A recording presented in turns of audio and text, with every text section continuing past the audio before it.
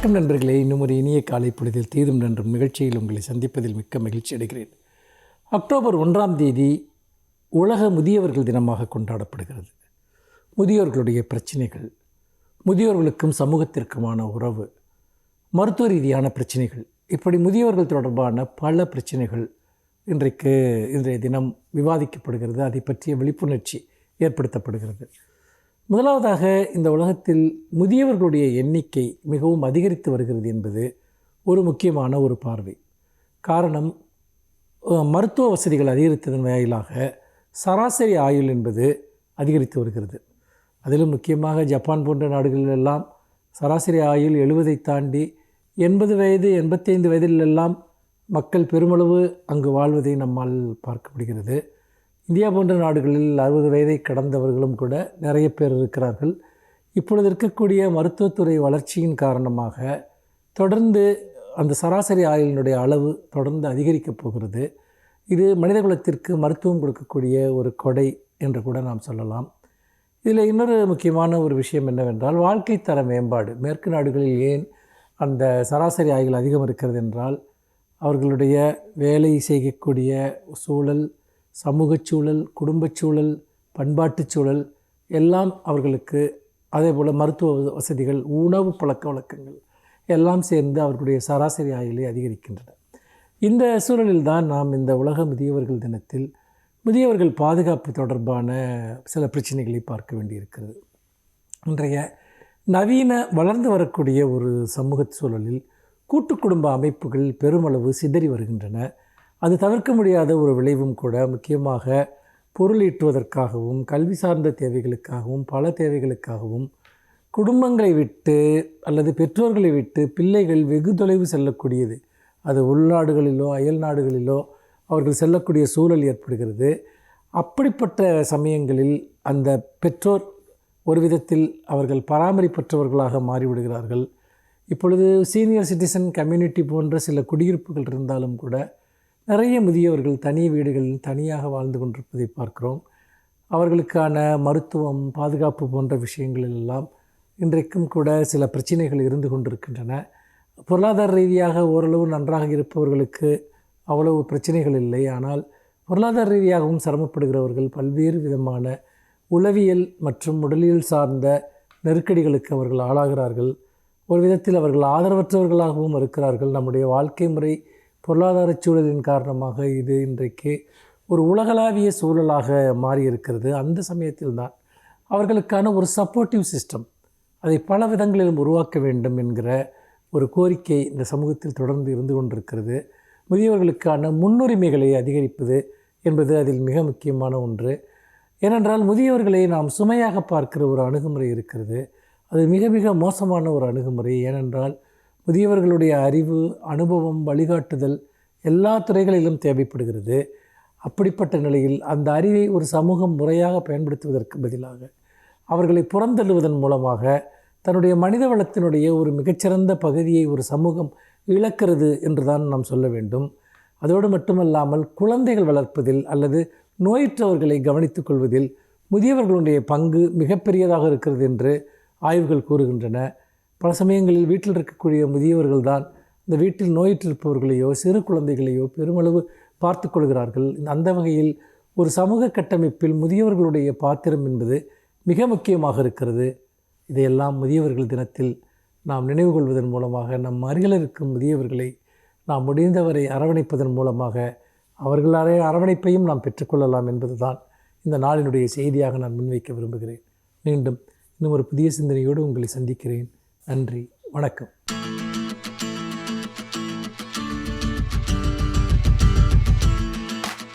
அனைவருக்கும் என் அன்பு வணக்கம். காமராஜர் காலமெல்லாம் கதர் சட்டை போட்டிருந்தவர். ஆனால் கருப்பு சட்டை போட்டிருந்த ஐயா பெரியார் அவர்களின் சொல்லை அவர் தட்டியதே இல்லை என்கிற குறிப்பு ஆகட்டும் பார்க்கலாம் என்று திரு வீரபாண்டியன் அவர்கள் தொகுத்திருக்கிற அந்த புத்தகத்தில் இருக்கிறது. திராவிடர் கழகத்தின் தலைவர் ஆசிரியர் வீரமணி அவர்கள் அந்த நிகழ்ச்சியை விவரித்து எழுதியிருக்கிறார். ஐயா பெரியார் என்ன சொன்னார், அதை எப்படி பெருந்தலைவர் காமராஜர் தட்டாமல் ஏற்றுக்கொண்டார் என்பதற்கு அந்த ஒரு நிகழ்ச்சியே பெரிய அளவில் போதுமானதாக இருக்கிறது. அதாவது 1954 ஆண்டு ராஜாஜி அவர்கள் முதலமைச்சர் பொறுப்பிலே இருந்து விலகிவிட்டார். அது இயல்பாக நடந்தது. அதற்கு முன்பு அன்றைக்கு நடந்த குலக்கல்வி எதிர்ப்பு போராட்டத்தை ஒட்டித்தான் ராஜாஜி அவர்கள் விலகினார். எந்த தேதியிலே விலகப் போகிறார் என்று யாருக்கும் தெரியாது. அந்த தேதியில் ஐயா பெரியார் அவர்கள் சிதம்பரத்துக்கு வந்திருக்கிறார். அன்றைக்கு சிதம்பரத்திலே ஒரு பெரிய பொதுக்கூட்டம். அப்போது ஐயா பெரியாருக்கு சென்னையிலே இருந்து ஒரு தொலைபேசி வருகிறது. இப்போது இருப்பது போல அன்றைக்கு கைபேசி எல்லாம் இல்லை. எனவே பெரியார் அவர்கள் புறப்பட்டு அஞ்சலகத்துக்கு வந்து அதை ட்ரங்கால் என்று சொல்லுவோம், அப்படி வெளியூர் தொலைபேசியில் பேசி கூட்டம் ஏற்பாடு செய்தவர்களை அழைத்து சொல்கிறார், மிக முக்கியமான வேலைக்கு நான் சென்னைக்கு போயாக வேண்டியிருக்கிறது.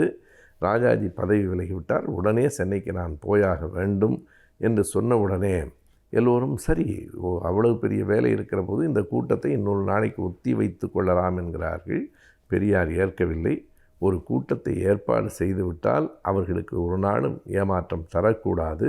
ஒரு வேகமாக போகிற ஒரு காரை எனக்கு அனுப்பி வையுங்கள், நான் சென்னைக்கு போய்விட்டு திரும்ப கூட்டத்துக்கு வந்து விடுகிறேன் என்கிறார். காலையிலேயே சிதம்பரத்துக்கு வந்துவிட்டார். இன்றைக்கே நான் சென்னையில் இருந்து சிதம்பரத்துக்கு போவதற்கு 5 மணி நேரத்திற்கு மேலாக ஆகிறது என்றால் அன்றைக்கு எவ்வளவு நேரம் ஆகும் என்று தெரியும். இருந்தாலும் குற்றமில்லை, நான் இப்போது சென்னைக்கு போய்விட்டு, காலையிலே தான் வந்திருக்கிறார் சிதம்பரத்துக்கு, சென்னைக்கு போய்விட்டு மாலை கூட்டத்துக்கு வந்து விடுகிறேன் என்று சொல்லி ஒரு காரை எடுத்துக்கொண்டு பெரியார் சென்னைக்கு விரைகிறார். அவ்வளவு அவசரமான செய்தி என்ன? ஐயா பெரியாரை அன்றைக்கு தொலைபேசியின் மூலம் அழைத்தவர் வரதராஜலு நாயுடு. அன்றைக்கு வரதராஜலு அவர்கள், பெரியார், திருவிக போன்றவர்கள்தான் தமிழ்நாட்டின் அரசியலை இயக்கி கொண்டிருந்த பெரியவர்கள். வரதராஜலு அவர்கள் நீங்கள் உடனடியாக வர வேண்டும் என்று சொன்னதால் பெரியார் சென்னைக்கு போனார். அன்றைக்கு அங்கே என்ன நடந்தது என்றால், வரதராஜலு அவர்கள் சொல்லுகிறார், அடுத்ததாக காமராஜரை முதலமைச்சராக கொண்டு வருவது தான் நல்லது. ஆனால் காமராஜர் முடியவே முடியாது என்று சொல்லுகிறார். வேறு யாரும் பொருத்தமாக இருக்க மாட்டார்கள்.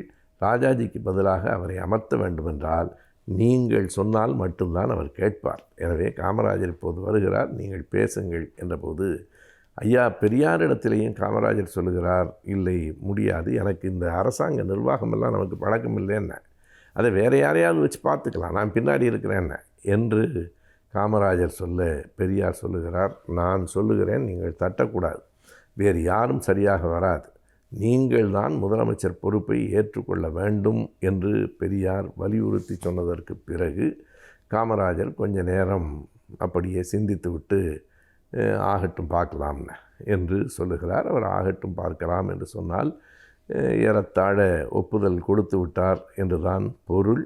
எனவே காமராஜர் அவர்கள் 1954 ஆண்டு தமிழ்நாட்டின் முதலமைச்சராக பொறுப்பேற்றதற்கு முழுமையாக பின்னணியில் காரணமாக இருந்தவர்கள் ஐயா பெரியார் அவர்களும் வரதராஜல் நாயுடு அவர்களும் தான்.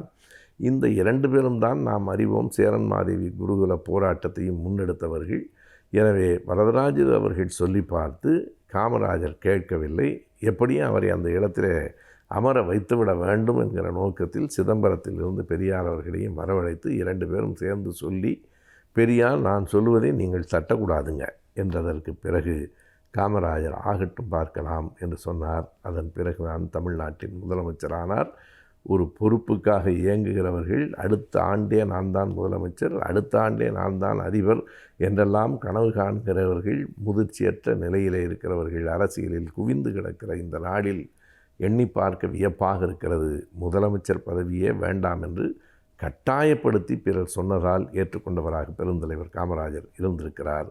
அவருடைய நினைவு நாள் அக்டோபர் 2.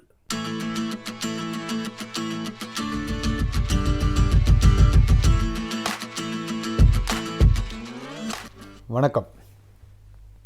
உங்களை ஆலோசனை நேரத்தில் சந்திக்கிறதுல மிக்க மகிழ்ச்சி.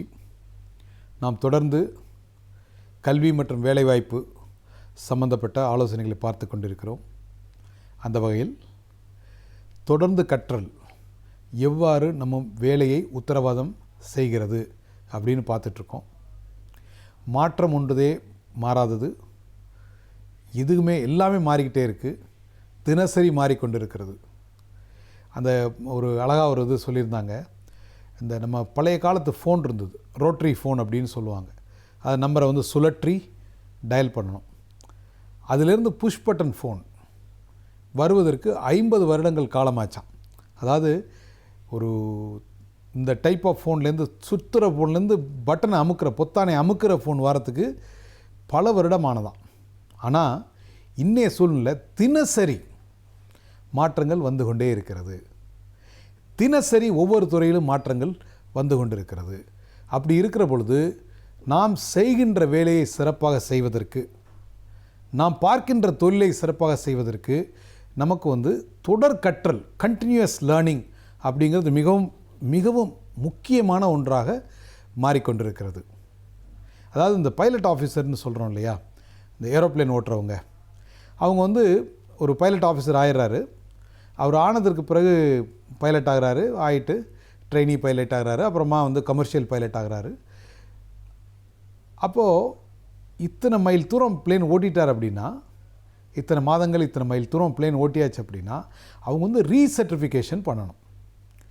ரீசர்டிஃபிகேஷன் பண்ணணும் அப்படின்னா திரும்பி அவங்க போய் டெஸ்ட் எழுதி அவங்க கண் பார்வை, காது கூர்மை, அவங்களோட இதெல்லாத்தையும் திரும்பி டெஸ்ட் பண்ணி திரும்பி இவர் பிளேன் ஓட்டலான்னு சர்டிஃபை பண்ணால் மட்டும்தான் அவர் பிளேன் ஓட்ட முடியும். இப்போது ஜப்பானில் என்ஜினியர்ஸ் இருக்காங்க, என்ஜினியரிங் படிச்சிடுறாங்க. என்ஜினியரிங் படித்து முடித்ததுக்கப்புறம் 5 வருஷத்துக்கு ஒரு தரமோ என்னமோ எனக்கு கரெக்டாக தெரியல, 5 வருஷத்துக்கு ஒரு தரம் அவங்க திரும்பி இப்போ கரண்ட் இன்ஃபர்மேஷன் என்ன அப்படின்னு எக்ஸாம் எழுதணும். எக்ஸாம் எழுதி தேர்வு பெற்றால் மட்டும்தான் அவங்க சர்டிஃபைடு இன்ஜினியர். சர்டிஃபைடு இன்ஜினியர் மட்டும்தான் வேலை பார்க்க முடியும். ஓகே, இந்த ப்ராஜெக்ட் மேனேஜ்மெண்ட் அப்படின்னு ஒன்று இருக்குது. இந்த பாலம் கட்டுறாங்க, ரோடு போடுறாங்க, இது எல்லாத்தையும் மேனேஜ் பண்ணுறது பேர் ப்ராஜெக்ட் மேனேஜ்மெண்ட். ஒரு திருமணம் கூட, நம்ம வீட்டில் நடக்கிற ஒரு திருமணம் கூட ஒரு ப்ராஜெக்ட் அப்படின்னு சொல்கிறோம். இது ப்ராஜெக்ட் அப்படின்னா என்னென்னா, எதுக்கு ஒரு ஸ்டார்டிங் டேட் இருக்குது, எண்டிங் டேட் இருக்குது, இவ்வளோ செலவு பண்ணுங்கிற பட்ஜெட் இருக்கோ அதுதான் ஒரு ப்ராஜெக்ட். அப்போது இந்த சிம்பிளாக சொன்னால் இதுதான் ப்ராஜெக்ட். இந்த ப்ராஜெக்ட் மேனேஜ்மெண்ட்லேயும் ப்ராஜெக்ட் மேனேஜ்மெண்ட் இன்ஸ்டிடியூட் அப்படின்னு அமெரிக்காவில் ஒன்று இருக்குது. அவங்க தான் இந்த ப்ராஜெக்ட் மேனேஜ்மெண்ட்டுக்கு அனைத்து விதமான அடிப்படை தத்துவங்களையும் இந்த உலகத்துக்கு வழங்கிட்டுருக்காங்க.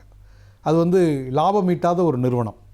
ஸோ எல்லா ப்ராஜெக்டையும் ரிசர்ச் பண்ணி ப்ராஜெக்டை எப்படி சரியான முறையில் பண்ணுறது, எப்படி செலவினங்களை குறைத்து காலம் கடத்தாமல் ப்ராஜெக்டை சொன்ன டயத்துக்கு பண்ணி முடிக்கிறது அப்படிங்கிறத அவங்க பண்ணுறாங்க. அப்போ இதை பண்ணுறவங்களுக்கு பேர் ப்ராஜெக்ட் மேனேஜர், இல்லைனா ப்ராஜெக்ட் மேனேஜ்மெண்ட் ப்ரொஃபஷனல், பிஎம்பி அப்படின்னு சொல்கிறாங்க. இந்த ப்ராஜெக்ட் மேனேஜ்மெண்ட் ப்ரொஃபஷனலுக்கு என்னென்னா, இதே மாதிரி ஒரு 3 வருடத்துக்கு ஒரு முறை, 5 வருஷத்துக்கு ஒரு முறையோ, 3 5 ஒரு முறை அவங்க திரும்பி ஒரு சர்டிஃபிகேஷன் எக்ஸாம் எழுதி இவங்க பண்ண ப்ராஜெக்டெல்லாம் சப்மிட் பண்ணி திரும்பி ரீசர்டிஃபை பண்ணும். வாழ்க்கையில் ஒரு முறை படிச்சுட்டா அது வாழ்க்கை பூரா அது பயனுள்ளதாக இருக்காது. ஸோ தொடர் கற்றல், கண்டினியூஸ் லேர்னிங் அப்படிங்கிறது மிக மிக அவசியமான ஒன்றாக இந்த உலகம் பார்க்கிறது. மாற்றங்கள் மிக அதிகமாக நடந்து கொண்டிருக்கிற வேளையில் நம்ம அந்த மாதிரி தொடர்ந்து கற்றுக்கொள்ளாமல், தொடர்ந்து திறன்களை வளர்த்து கொள்ளாமல் இருந்தால் நம்ம பின்தங்கி விடுவோம் அப்படிங்கிறத நம்ம உணர்ந்துக்கணும். நிறைய பேர் எவ்ரி இண்டிவிஜுவல், இது 1940 ஒரு தத்துவம், every individual grow to the level of incompetence. ஒரு திறமையான இளைஞன் தொடர்ந்து வேலை செய்து கொண்டிருக்கிற பொழுது ஒரு கட்டத்தில் திறமையற்றவனாக மாறிவிடுகிறான். திறமையான ஒரு இளைஞன் ஆரம்பித்தப்போ திறமையானவன், மிக திறமையானவன், அப்புறம் திறமையானவன், அப்புறம் ஓகே பரவாயில்ல, அதுக்கப்புறம் சாதாரணமானவன், அதற்கு பிறகு பயனற்றவனாக மாறிவிடுகிறான். திறமையானவன் தொடர்ந்து மிக திறமையானவன் இருக்க வேண்டும் என்றால் தொடர்ந்து கற்றல் மிக அவசியம்.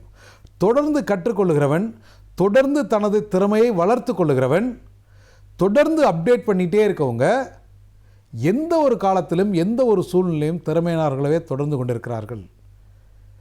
நீங்கள் திறமையானவர், மிக திறமையானவர், ஏதோ ஒரு துறையில் திறமையானவராக இருந்தால் நீங்கள் தொடர்ந்து கற்றுக்கொள்வதன் மூலம், தொடர்ந்து படிப்பதன் மூலம், தொடர்ந்து திறன்களை வளர்த்து கொள்வதன் மூலம் மிக திறமையானவராக தொடர்ந்து கொண்டே இருக்கலாம்.